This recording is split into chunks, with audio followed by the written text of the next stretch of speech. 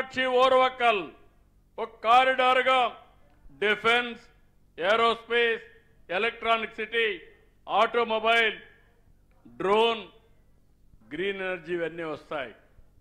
ఈరోజు మనం చూస్తే సూడూరుపేట దగ్గర ఏదైతే సెటిలైట్ లాంచింగ్ ప్యాడ్స్ ఉన్నాయి అక్కడ ఏరో సిటీ వచ్చి ప్రైవేటు పెట్టుబడులు కూడా పెద్ద ఎత్తున వస్తాయి.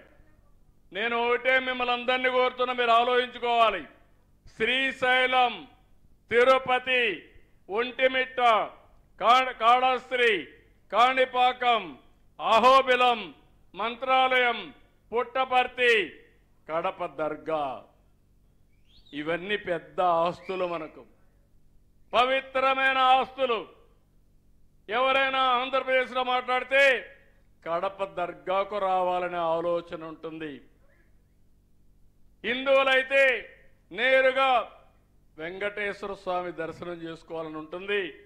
ఈ మధ్య కాలంలో శ్రీశైలం మల్లికార్జున స్వామి ఇక్కడ చూస్తే ఒక పవర్ఫుల్ క్షేత్రంగా, ఏదైతే శక్తి పీఠంగా ఇది ముందుకు పోయే పరిస్థితి వస్తుంది. అదే సమయంలో మీరు గుర్తుపెట్టుకోండి, ఈ రాయలసీమలో ఆధునిక దేవాలయాలు, ఆ దేవాలయాలు మీరు చూస్తే రిజర్వాయర్లన్నీ మీరు చూసినప్పుడు శ్రీశైలం ఇక్కడే ఉంది, పక్కనే జీడిపల్లి ఉంది, బిఆర్ ఉంది, మిడ్ పెన్నార్ ఉంది, చాగల్లు, సిబిఆర్, పైడిపాళెం, వంశీకొండ, గండికోట, ఔక్, గోరకల్లు, బ్రహ్మసాగర్, భైరవాని తిప్ప, అప్పర్ పెన్నార్, గొల్లపల్లి, మారాల, చెర్లోపల్లి, శ్రీనివాసపురం, అడవిపల్లి,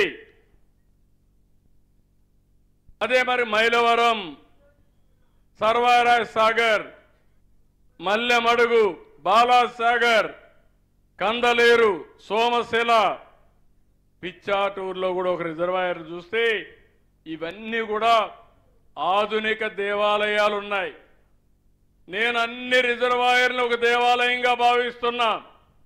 రేపటి నుంచి మిమ్మల్ని అందరినీ గుర్తుపెట్టుకోండి.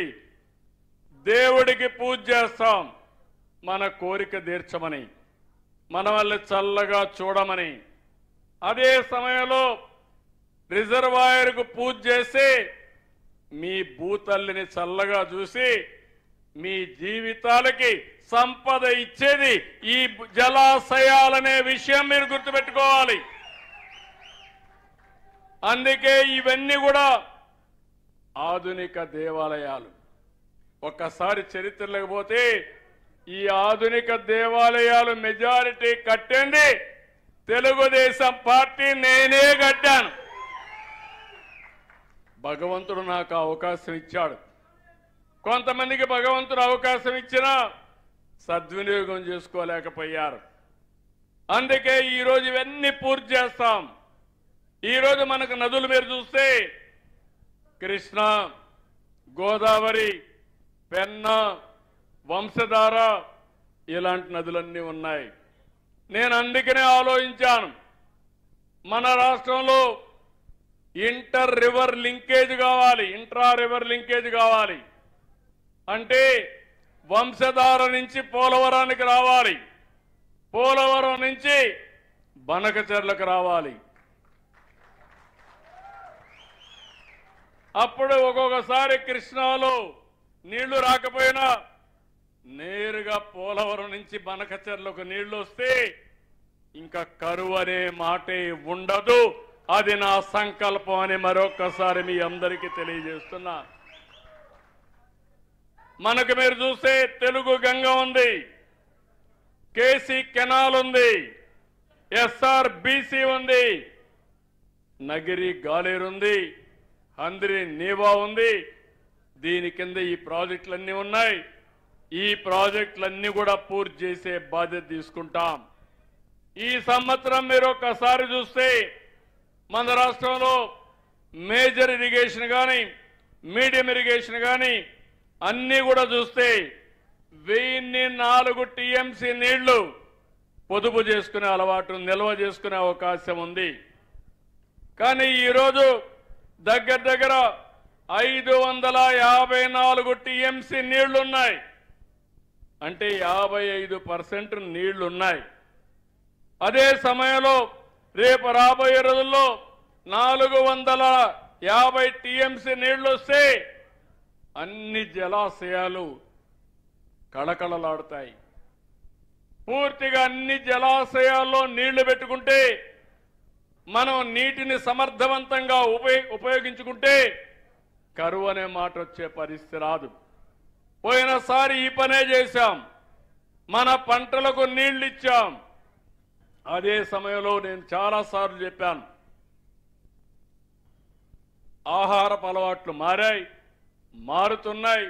ఈ సందర్భంలో మనం కూడా ఆలోచించాల్సింది, మన ఆదాయం పెరగాలంటే మెట్ట పైర్లు వేయాలి. అవసరమైతే వరి కొంతవరకు వేసుకుంటాం, హార్టికల్చర్కి వెళ్ళాలి. అప్పుడే ఇవన్నీ కూడా మనకు ఇబ్బందులు లేకుండా ఉంటాయి. ఎప్పటికప్పుడు ప్లానింగ్ కూడా తయారు చేస్తాం. మీరందరూ చూశారు, నేను ఇప్పటికే సంక్షేమ కార్యక్రమాలన్నిటికీ కూడా నేను ఏ మాట అయితే చెప్పానో, సూపర్ 6 అని చెప్పానో అవన్నీ ఇస్తాను కూడా.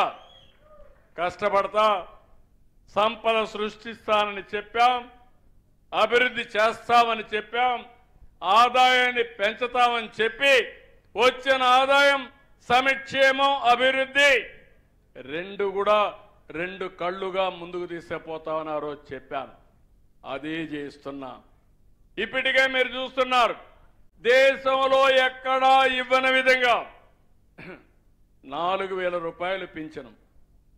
వేరే పార్టీకి మన పార్టీకి వ్యత్యాసం చూడాలి. 5 ఏళ్లు తీసుకున్నారు 2,000 నుంచి 3,000 చేయాలంటే. నేను 200 రూపాయల నుంచి 2,000 చేశాను 5 ఏళ్లలో. ఆ విషయం మీరు గుర్తుపెట్టుకోవాలి.